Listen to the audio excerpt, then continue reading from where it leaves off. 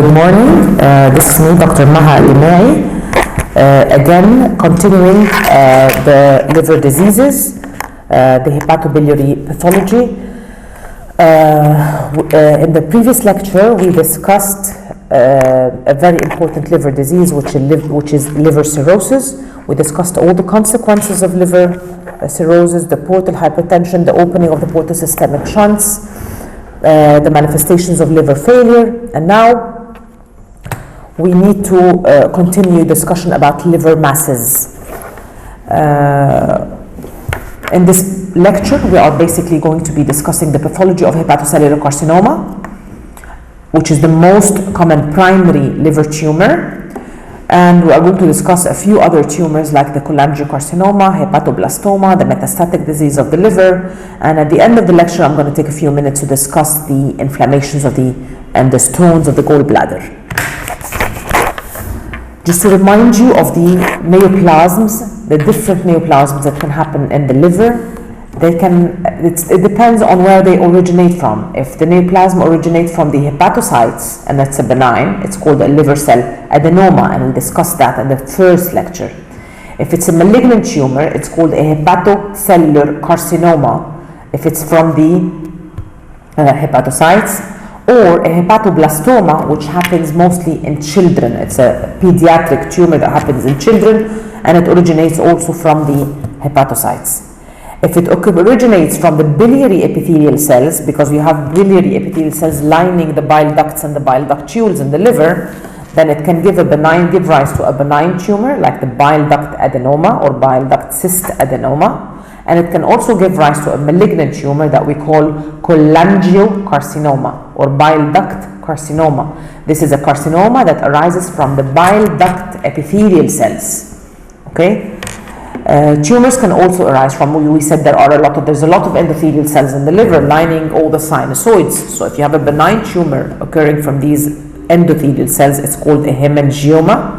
If it gives rise to a malignant tumor, we call that angiosarcoma. This is a revision of our nomenclature for the tumors. If we have also lymphocytes that can occur, inflammation that can happen in the liver. We have lymphocytes in the portal tract. So these can also give rise to lymphomas. Only malignant tumors. There are no benign tumor of the lymphoid cells.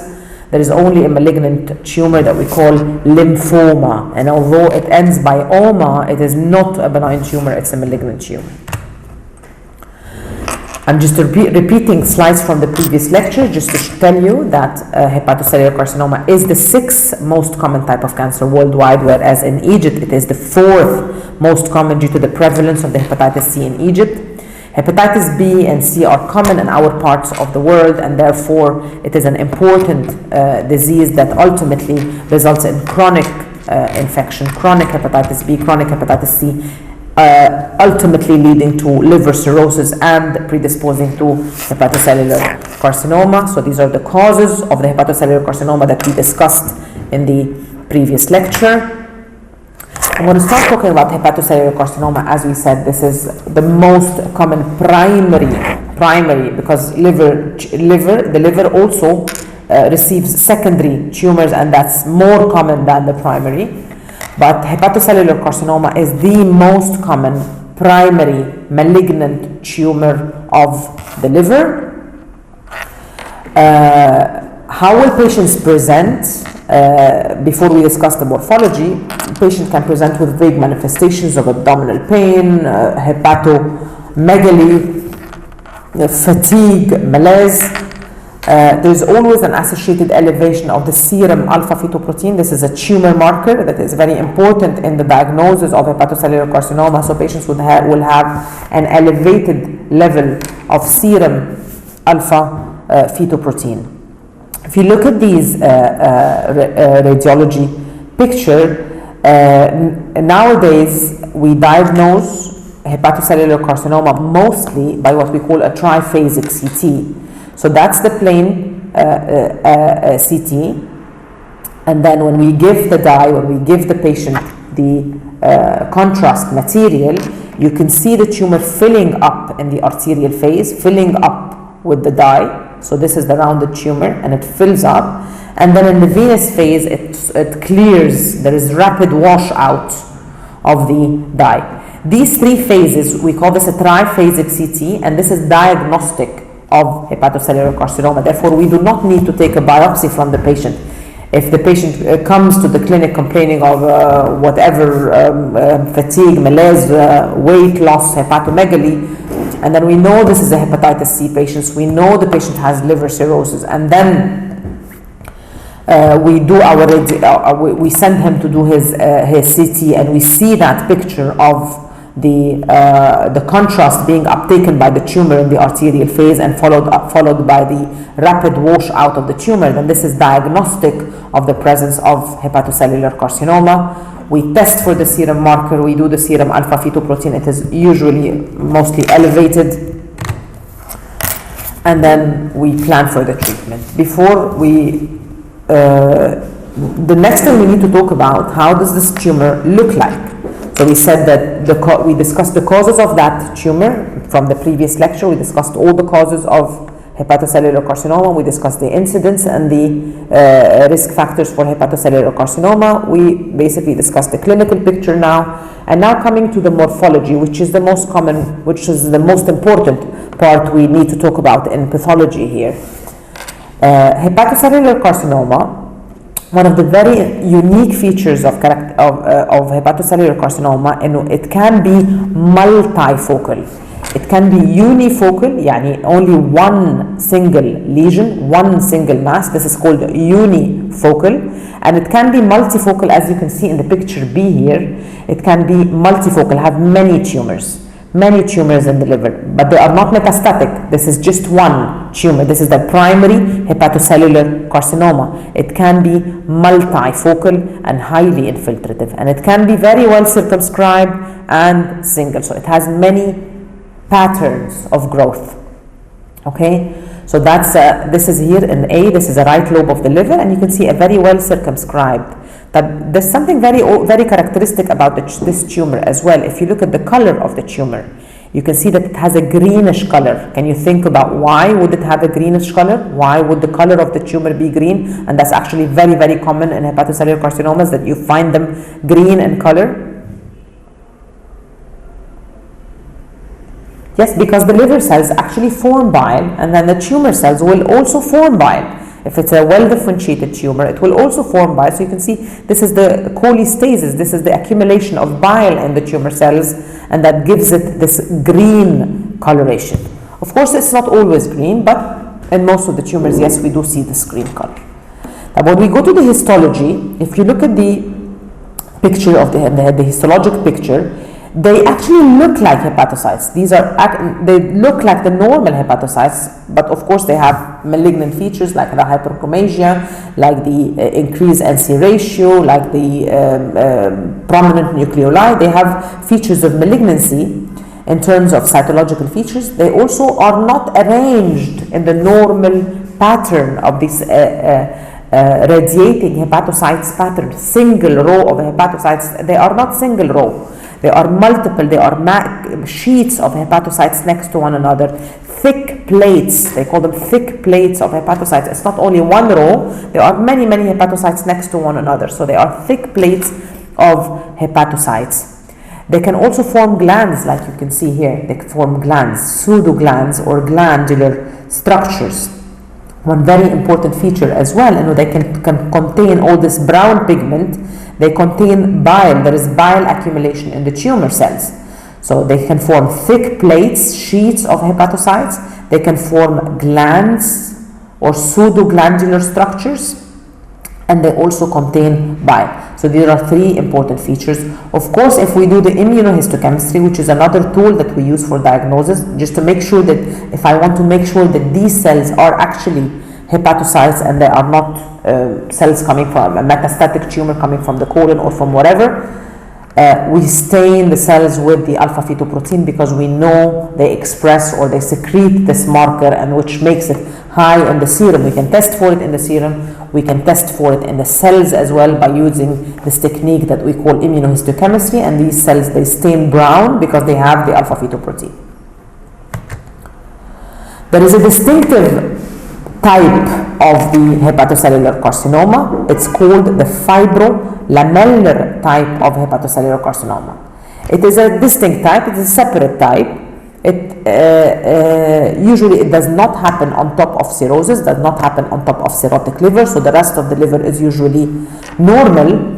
And it has an important feature that the normal hepatocellular carcinoma does not have, which is the bundles of the abundant dense collagen surrounding the tumor cells. So you see these are tumor cells, hepatocytes, having abundant granular cytoplasm, large vesicular nuclei, prominent nuclei, the same type of hepatocytes that we discussed in the previous one. However, they are all surrounded by dense collagen. All this, the arrow is pointing at this pale pink structure around the cells. The dark ones are the cells in the middle here, the dark pink, and around the pale pink is the fibrosis or the collagen around the tumor cells. Why are we separating it? Because it does not happen on top of cirrhotic liver. The prognosis of these patients is much better than the conventional, the normal type of hepatocellular carcinoma, because of the absence of an underlying disease. And when there is no underlying disease of the liver, the regenerative capacity of the liver is very good following the resection. So if we remove the tumor, the regenerative capacity, the liver will grow back and it will regain its normal function and structure. So that's the other type of hepatocellular carcinoma. It's the fibrolamellar type of hepatocellular carcinoma. Again, we go back to our classification just to remind you what we are doing. In the previous lecture, we discussed liver cell adenoma, and in this lecture, we discussed hepatocellular carcinoma. Now we continue to the remaining types of tumors that can happen in the liver. The second one is the cholangiocarcinoma, and as we said, and it's clear from the table before, it is the tumors, the malignant tumor of the biliary epithelium. Malignant tumor of the biliary epithelium. It is again an important primary malignant tumor of the intrahepatic bile ducts. We call it cholangiocarcinoma of the intrahepatic bile ducts. It's an adenocarcinoma. It's like the adenocarcinoma that happens in the colon and the pancreas and whatever. It's an adenocarcinoma, but when it happens inside the liver bile ducts, we call it cholangiocarcinoma. The most important risk factors for cholangiocarcinoma is a disease called primary sclerosing cholangitis, PSC, primary sclerosing cholangitis, or infestation with some liver flukes called Opistorchis and Clonorchis species. These are liver flukes that can infest the bile ducts, infest the liver, parasites that can infest the liver and can predispose to the development of cholangiocarcinoma. So these are the risk factors. If we look at the gross picture, the morphology of this tumor, it is not like the hepatocellular carcinoma, well circumscribed, and it is not green in color. It is grayish white firm, like any malignancy, grayish white firm, irregular borders, infiltrative outline, like any malignancy. You can see all this white tumor here. This is the cholangiocarcinoma, and on the microscopic level, it has glands. It's, as we said, it is an adenocarcinoma, so it has glands. It has numerous glandular structures. This is number one. Number two, all these glandular structures are surrounded by abundant fibrous tissue that we call desmoplasia.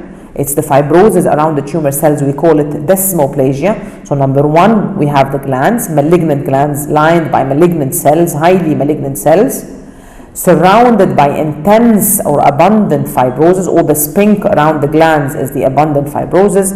And third, they have tendency for perineural invasion. They grow and disseminate around the nerve. They infiltrate the nerve sheath and they grow around the nerve. So these are the three important microscopic features for diagnosing a cholangiocarcinoma. One, it has glandular structures that are pointed at by the arrow here, lined by malignant cells. Two, these glandular structures have abundant stroma, abundant fibrosis around them.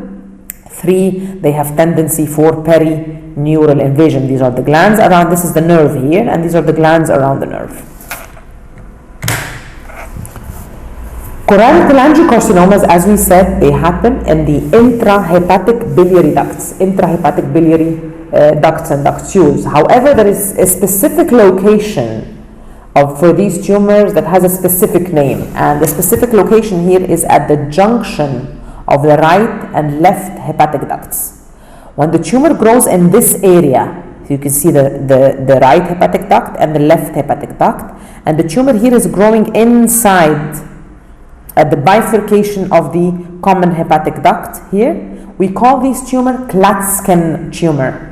Klatskin tumor is a cholangiocarcinoma, is a bile duct adenocarcinoma occurring in the bifurcation at the junction of the right and left hepatic ducts, and it can grow outside in the extra hepatic biliary ducts. Okay, so what will happen if the tumor grows here? If any tumor grows here, usually these are tiny structures. They're not really as big as they show here in the diagram. They're tiny structures. So if you have a tumor obstructing the flow of the bile in this area, the most common presentation and the early presentation, they manifest early because this is a tiny place, so when it gets obstructed, they will manifest immediately, is obstructive jaundice. So the first presentation for these patients is obstructive jaundice. There are numerous genetic changes that can happen alongside with these tumors. However, they have no role in the clinical diagnosis. And unfortunately, the prognosis for the cholangiocarcinoma in general, the prognosis is very, very poor. Recurrences are very common. The 5-year survival is less than 20%. Sometimes 40% if we do surgical resection early, but the prognosis is really, really poor of all these cholangiocarcinomas.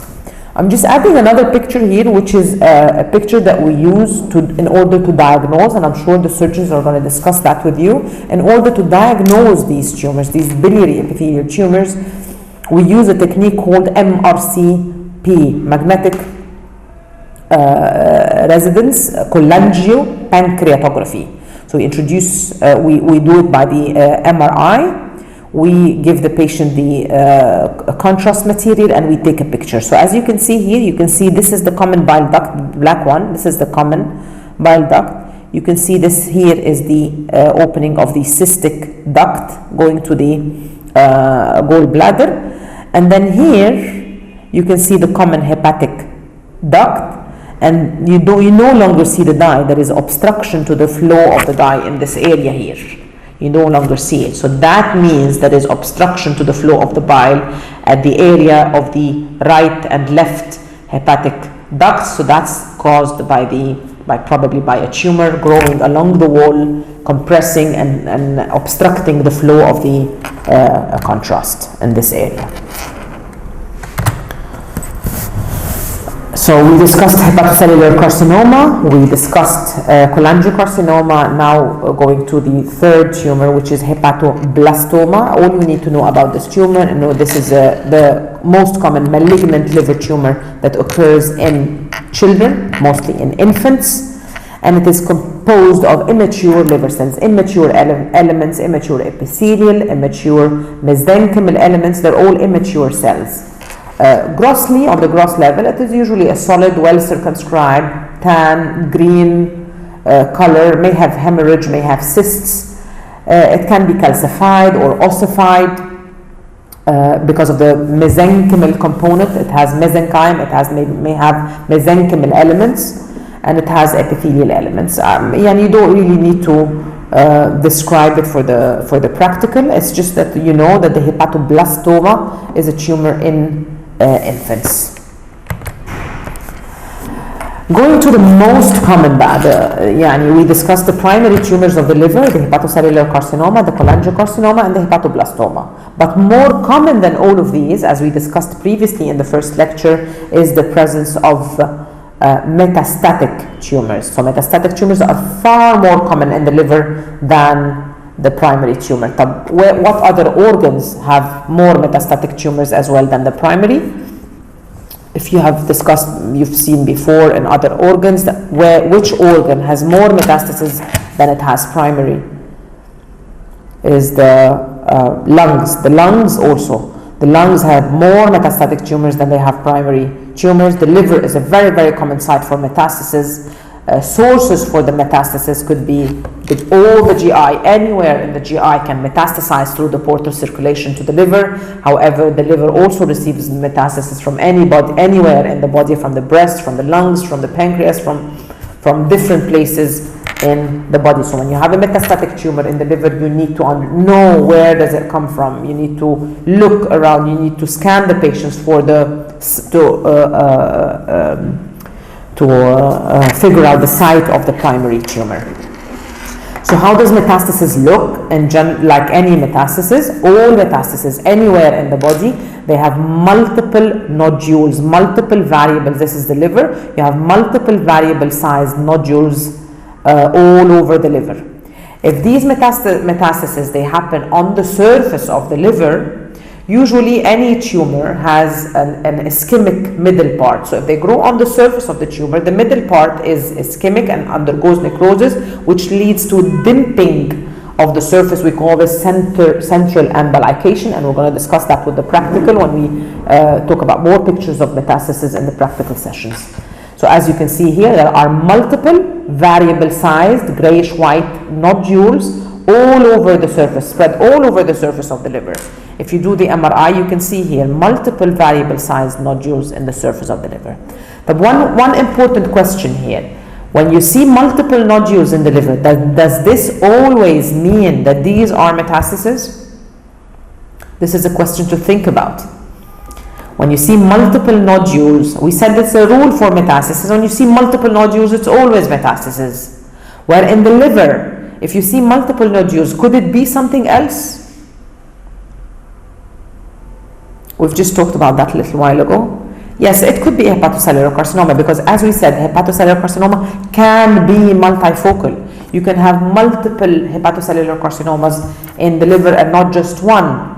Okay, so that always comes with the differential diagnosis of a multifocal hepatocellular carcinoma. So it can be a metastatic tumor and can be a multifocal hepatocellular carcinoma, and you need to make the diagnosis based on the histology. Maybe you take a biopsy and see what it is. Maybe you do, as we said, the triphasic CT, and you see the uptake of the dye in the arterial phase and the washout in the venous, and you diagnose whether this is a hepatocellular carcinoma or is it a metastatic tumor.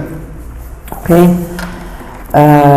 Does metastasis means that the patients are going to present with liver failure? Again, we say no, because the liver has a big reserve, and we need to destroy 80% of the liver cells in order for the manifestations of the liver failure to occur.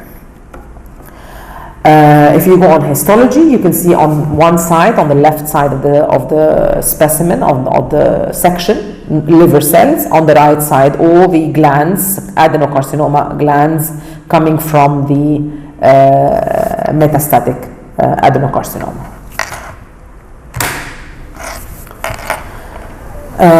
I said at the end of this lecture, I'm going to be discussing a little bit about the gallbladder. Since we're in the hepatobiliary area, we cannot leave it without discussing one of the very, very, very common diseases of the hepatobiliary tree, which is inflammation of the gallbladder or cholecystitis.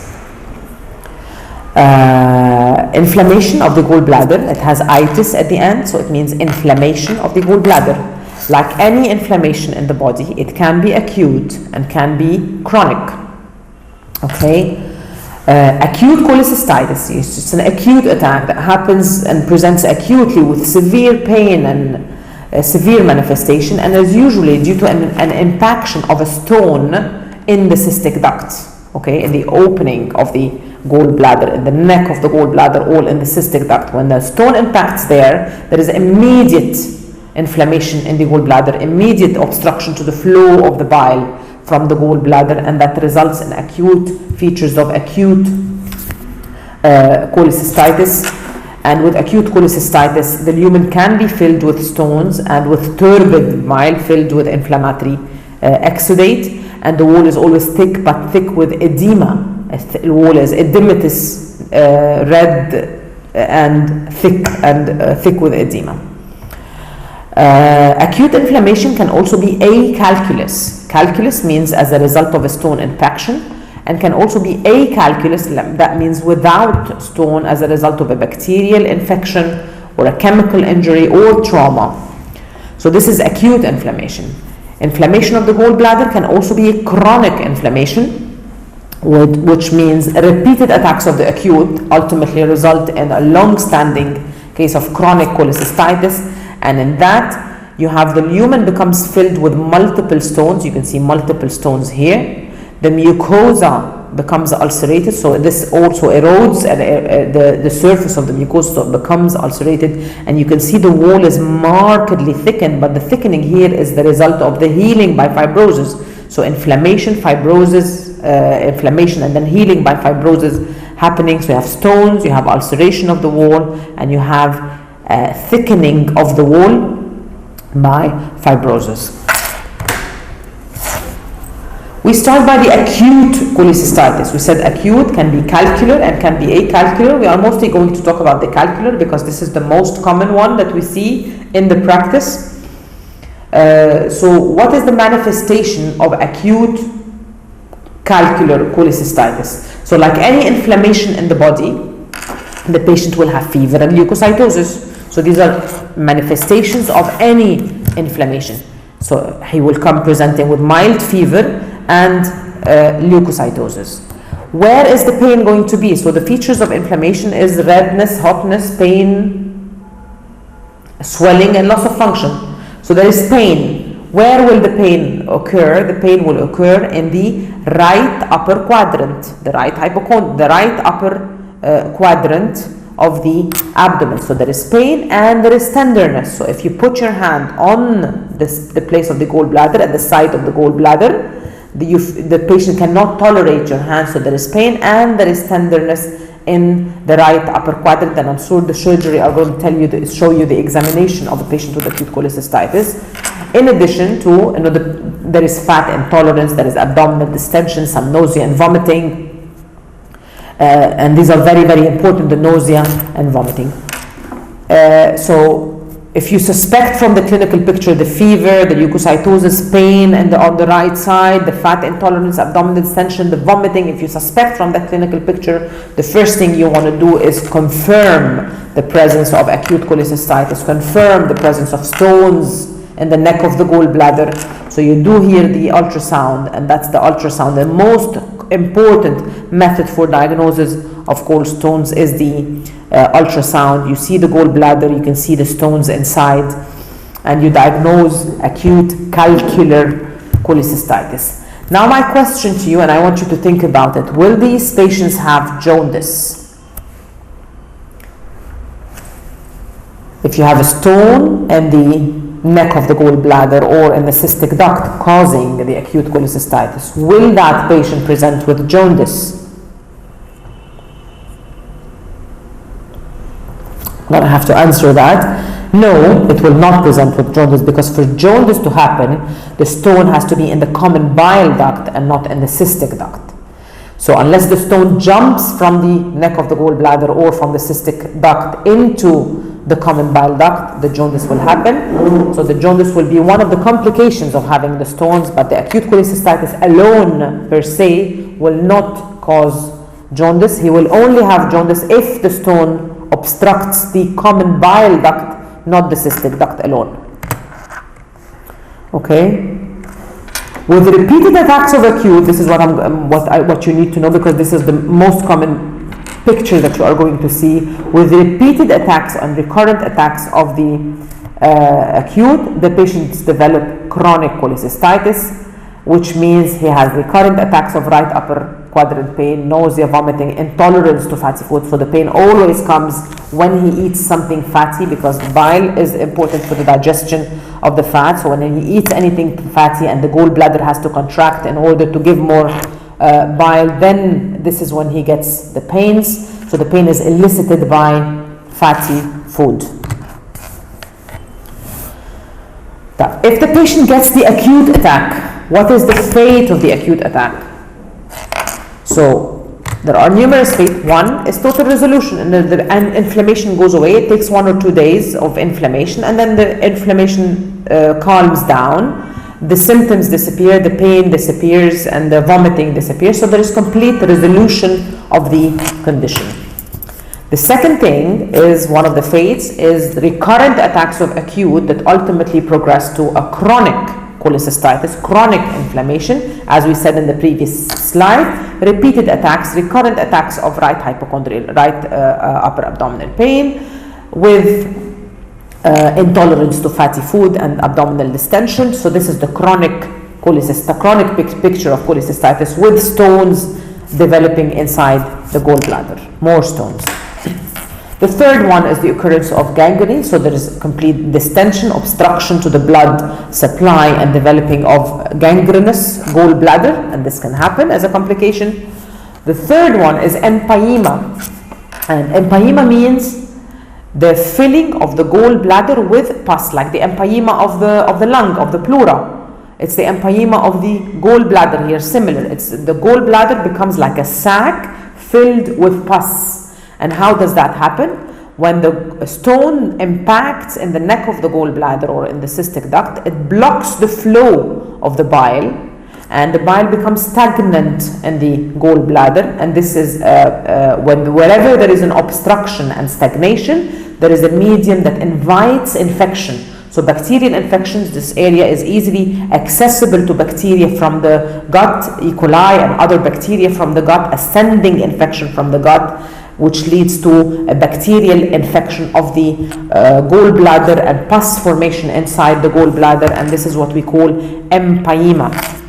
So that's the fourth fate of the cholecystitis. The fifth fate is the perforation. It ruptures, but because of the severe inflammation, the wall becomes very friable. Distension, stones, rupture can happen, and perforation can occur and results in acute peritonitis. We said that one of the fates of the acute cholecystitis is getting into developing chronic cholecystitis. So how does chronic cholecystitis look like? And we receive these specimens in the lab every day, like 2 or 3 specimens of chronic cholecystitis every day. Like the lumen, as you can see here, becomes filled with multiple stones. And we're going to talk about the stones in a bit, different types of stones, the different shape of the stones. The mucosa is always ulcerated and is not complete. And the wall is markedly thickened, so we go from inside out. First, the lumen is filled with stones. Second, the mucosa is ulcerated. Third, the wall is markedly thickened by fibrosis. Okay? If you go to the microscopic picture, you can see here that the mucosa is not also complete. There are areas of ulceration in the mucosa. There are areas of hyperplasia in the mucosa, or sometimes also squamous metaplasia.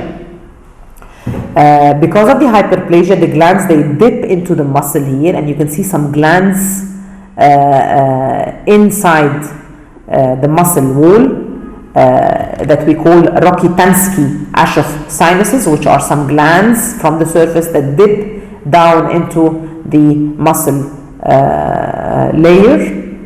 There is inflammation all over the wall, all of this, the purple dots here and there, this is inflammation in the wall, and there is a lot of pink fibrosis also in the wall.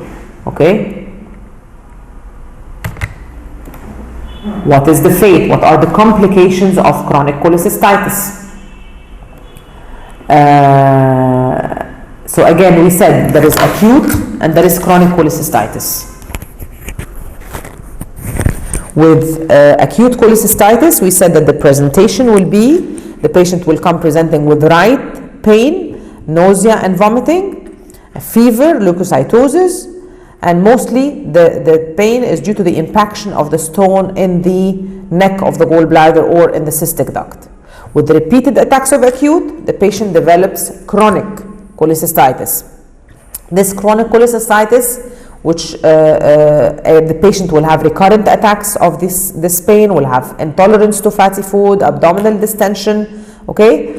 But this chronic cholecystitis also has complications. The most important complication is bacterial infection happening inside the gallbladder and the development of the empyema in the gallbladder. So bacterial superinfection. The second complication is perforation. The gallbladder can get totally, because of the acute attack on top of the chronic erosion by the stones inside eroding the wall. Perforation can also happen. Third is recurrence. The case will keep repeating itself. Every time he eats a fatty food, he will get an acute attack of acute cholecystitis on top of the current. There is recurrent attacks of abdominal pain.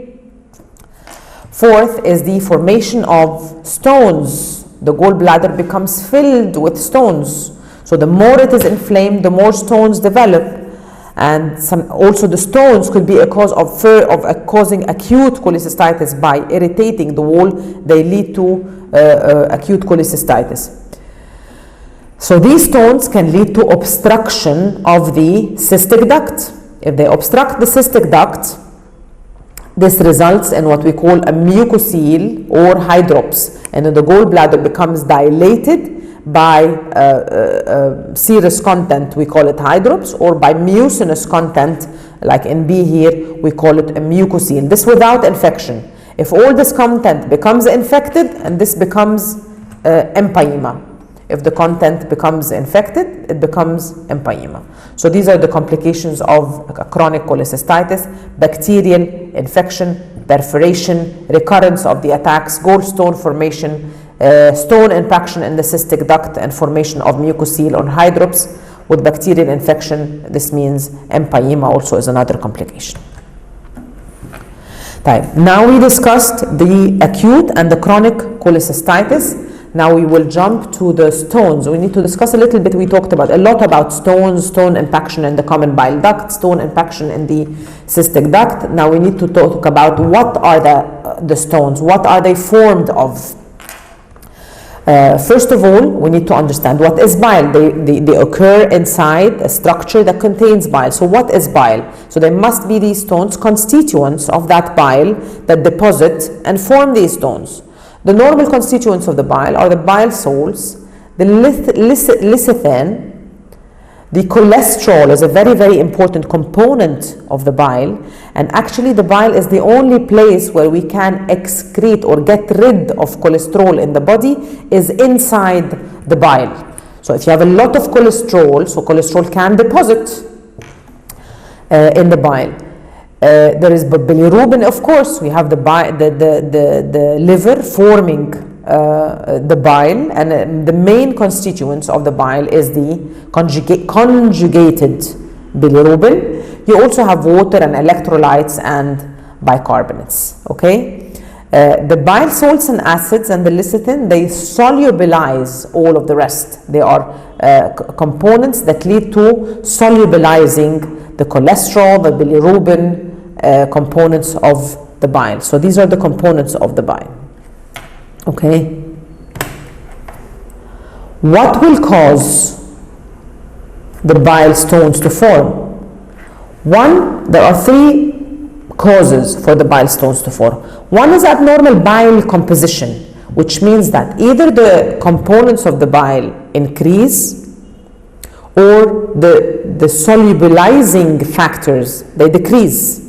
As we said in the previous one, you have cholesterol, you have conjugated bilirubin that these are water insoluble. Okay, so in order for them to be soluble in the liquid of the bile salts and the lecithin do that. So either the cholesterol and the conjugated bilirubin, they increase, or the bile salts, they decrease for those components to settle down and form sediment and form these stones inside the gallbladder. So an increase in the cholesterol, so any patient who has hypercholesterolemia is at risk of developing cholesterol gallstones in the bladder, and that can happen with pregnancy, can happen a lot definitely with obesity, and we call these cholesterol stones. So they increase and they become no more soluble in the bile, and so they have to deposit and form these stones. The other thing that can increase in the bilirubin. How can bilirubin increase in the bile? And this happens commonly in hemolytic anemia, and that's a very, very important area. In patients with hemolytic anemia, like we discussed in the lecture number 1, when we discussed the metabolism of bilirubin. So with hemolysis of the RBCs, gets out the unconjugated bilirubin. Unconjugated bilirubin goes into the liver, gets conjugated and become with 2 molecules of glucuronic acid, and then it becomes the conjugated bilirubin that is excreted in the bile. So the source of this bilirubin in the bile is actually the RBCs, the senescent RBCs, being degraded after 120 days of lifespan of those RBCs. They degrade, they are destroyed, and the bilirubin comes out.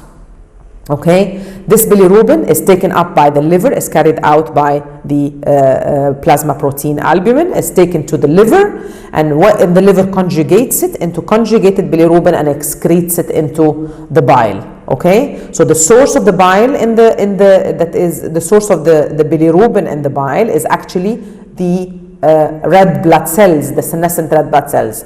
So if the RBCs, the destruction rate of the RBCs increases, which is what happens in hemolytic anemia, then you have more bilirubin being produced in the blood, more bilirubin being taken up by the liver cells, and then more bilirubin going into the bile. Okay, so in hemolytic anemia, you have more bilirubin in the bile, and therefore it can precipitate and form bilirubin stones in the bile, and we call these pigment stones. Okay, so we said either the cholesterol and the bilirubin increase, or the bile salt concentration decreases, which happens in inflammatory conditions. So that's number 1, abnormal bile composition.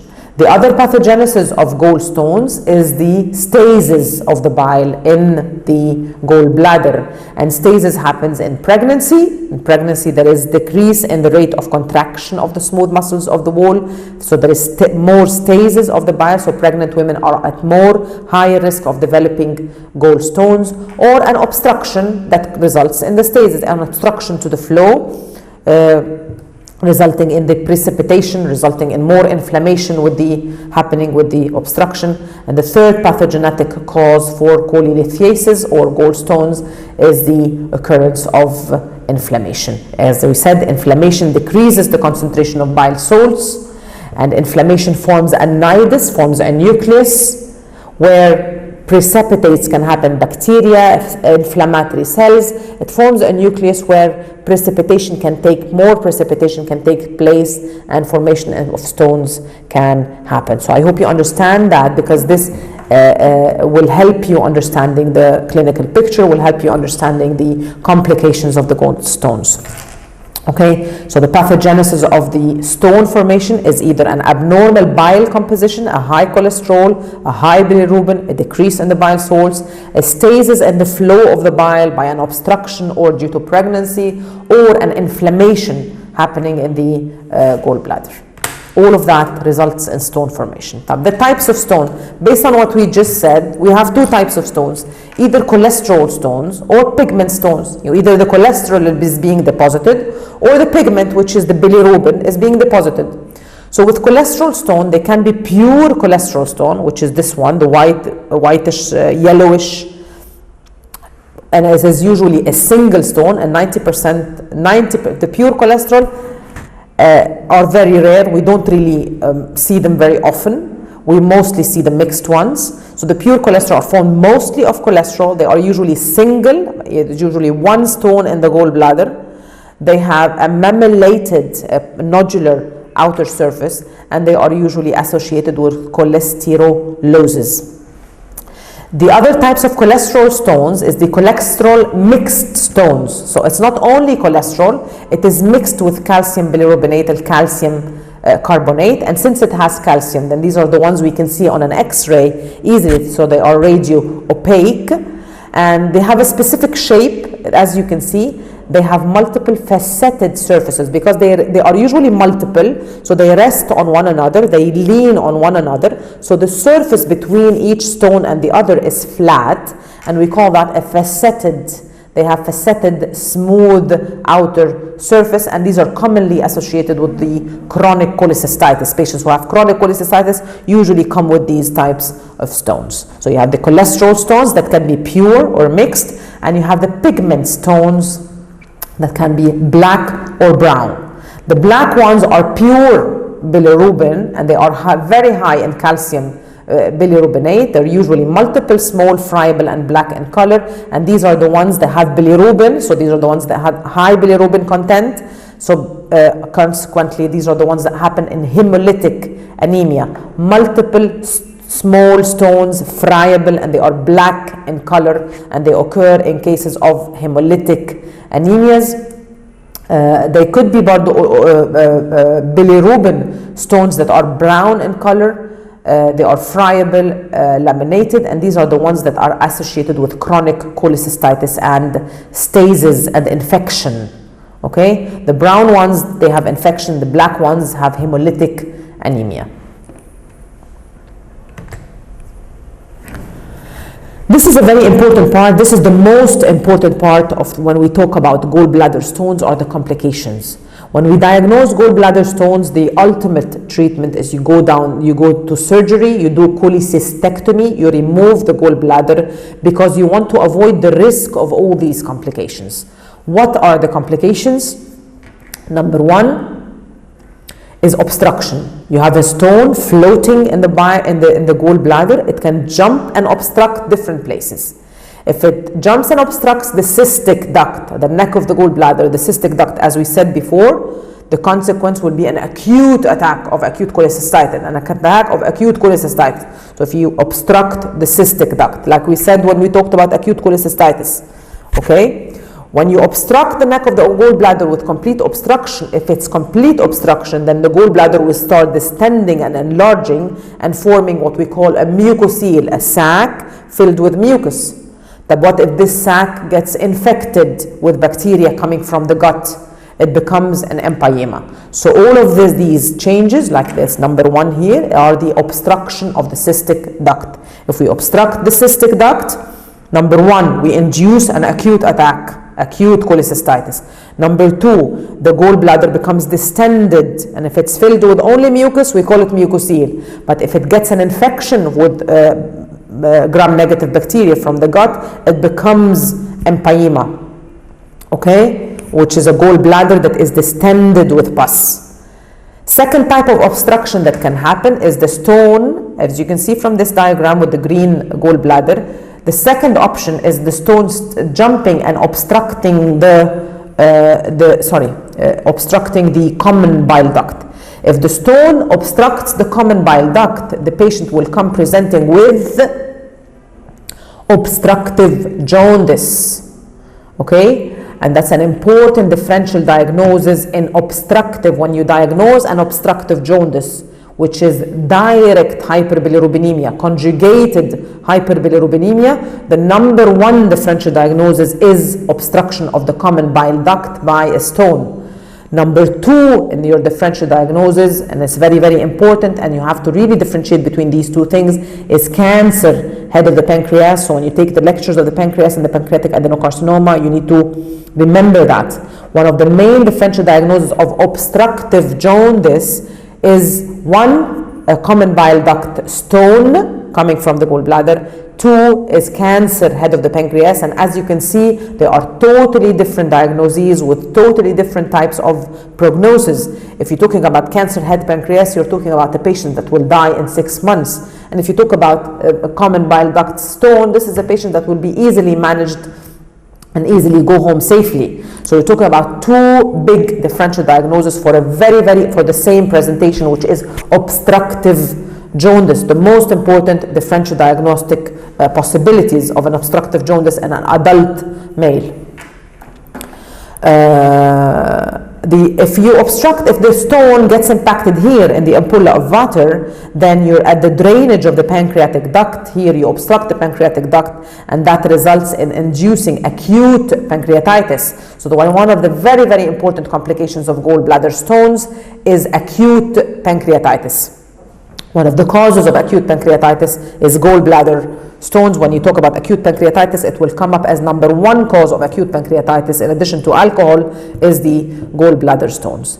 Again, the stone can pass all of that and can get inside the duodenum, inside the small intestine, and if it's big enough, it can obstruct the small intestine, and the patient comes with a presentation of intestinal obstruction, like colicky, abdominal pain, vomiting, constipation, manifestations of all the manifestations of intestinal obstruction. Okay, so that's the complications of gallbladder stones. Are these all the complications of gallbladder stones? Definitely not. We talked before about rupture, we talked about gangrene, we talked about other things, other complications of the acute, and complications of the chronic cholecystitis can still all happen. But these are the most important complications related to the gallstones, and this is why when we diagnosed gallstones, the ultimate treatment is the cholecystectomy if the patient is fit for that. I'm just showing you some pictures here before I end the lecture, just to apply what we have just said. And as I said, in order to take a picture of our hepatobiliary tree, we do something called endoscopic retrograde cholangiopancreatography, ERCP, or nowadays with the MRI, it's MRCP. So if you look at the picture on the left side here, picture A, this is the big one here, the white one is the endoscope, and the dye is injected, the endoscope is introduced from the mouth, and it reaches the second part of the duodenum, and then the dye is injected into the sphincter of Oddi, and it goes up into the common bile duct. So what you see here is the dye injected here, and it flows in the common bile duct. Okay, and it's flowing in the common bile duct, and then this is the cystic duct, and then it goes into the common hepatic duct, left hepatic and right hepatic. So if you see here, there is something here in this area that is not okay, the dye is not fully appearing here, and then this bulge, this big white thing, is the actual gallbladder that is distended here. So that's probably what's your diagnosis here. I want you to think about it for a second before I end the lecture. There's something here obstructing the flow of the dye, so that's probably a stone here impacted in the cystic duct or in the neck of the gallbladder, and resulting in complete distension of the gallbladder. But it's not a complete, it's an incomplete obstruction, because the dye is actually flowing and getting inside the gallbladder, and you can see the bladder being markedly distended by the dye. So this is probably a mucocele or a hydrops of the gallbladder. If you look at the picture B, that's again the endoscope here, and that's the biliary tree that you can see here, and then you can see in the biliary tree there is a filling defect, and that's the dye appearing in the biliary tree. The white here is the dye appearing in the biliary tree, but then you can see some black areas within the dye. So there are multiple stones here impacted in the common hepatic and in the common bile duct, and you don't actually see the gallbladder here. I'll leave you with these to think about and to figure out the diagnoses. This is not something that we discussed in A. This is not something that we discussed today. This is a disease called primary sclerosing cholangitis, and that's the beading appearance of the biliary tree that appears with this disease. I don't know if someone discussed this with you previously, but that's another ERCP showing the biliary tree in primary sclerosing cholangitis. And that's another also MRCP. You can see the dye here in the lower part of the biliary. This is the endoscope, the thick black one. And you can see the dye here appearing in the common bile duct and appearing there in the upper part of the common bile duct and the cystic duct and the right and left hepatic duct. But there's something here that the arrow points at, where the dye is barely passing from one end of the common bile duct to the other end. And that is what we call a stricture in the common bile duct. So what could be your diagnosis for that stricture? What is your possibility for a stricture in the common bile duct? And that stricture could be here down, could be here up, could be in this area of the bifurcation. So I'm trying to hint to the diagnosis that you should be thinking about. basically, if you have a stricture in the common bile duct, you think it could be an inflammatory stricture that healed by fibrosis and ended up in closing the wall. And it could be a tumor, it could be a cholangiocarcinoma that is narrowing the lumen of the common bile duct and resulting in a small, tiny piece of the dye being shown here, passing in the common bile duct. We'll end up our session by a small question. A 12-year-old male presents with recurrent, severe, right upper quadrant colicky abdominal pain. I'm saying a 12-year-old, so the age is always very, very important when you look at the question. Severe right upper colicky abdominal pain. So colicky abdominal pain in the right upper quadrant. You always think about gallbladder when we talk about right upper quadrant colicky abdominal pain in that area. At the time of the surgery, we find multiple black stones are found in the gallbladder. Black stones. So remember the black stones, which ones were the black? Biochemical investigations reveal that they are rich in bilirubin. So bilirubin stones in the gallbladder. What could cause bilirubin stones in the gallbladder? What would you suspect to be present in this child? What would this child most likely have? Bilirubin in the gallbladder, bilirubin gallstones. If you have bilirubin gallstones, then you probably have hemolytic anemia, because the source of the bilirubin is the breakdown of the RBCs and the bilirubin. So your answer here is hemolytic anemia. Thank you very much. I hope this was clear. Thank you.